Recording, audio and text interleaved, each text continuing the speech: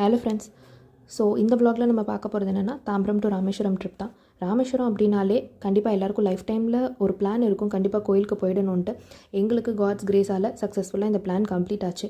So நாங்கள் எங்கே stay பண்ணோம், எப்படி போனோம், எங்கெல்லாம் சுற்றி பார்த்தோம் அப்படின்றத நான் இந்த வ்ளாக்ஸில் ஒன் பை ஒன்னாக டீட்டெயிலாக எக்ஸ்பிளைன் பண்ணுறேன். நாங்கள் டிசம்பர் 2024 தான் போனோம். ட்ரெயின் தான் புக் பண்ணியிருந்தேன்னா அந்த டைமில் ராமேஸ்வரத்துக்கு டேரக்ட் ட்ரெயின் அலோவ் பண்ணல. ஸோ தாம்பரம் டு மண்டபம் தான் புக் பண்ணியிருந்தேன் நான்.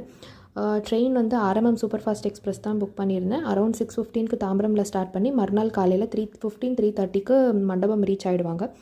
இந்த ட்ரெயினோட ரேட் பார்த்திங்கன்னா அரௌண்ட் 350 ஸ்லீப்பருக்கு வரும். ஸோ கொஞ்சம் ஏர்லியாக புக் பண்ணிங்கன்னா டெஃபினட்டாக டிக்கெட்ஸ் இதில் அவைலபிளாக தான் இருக்குது.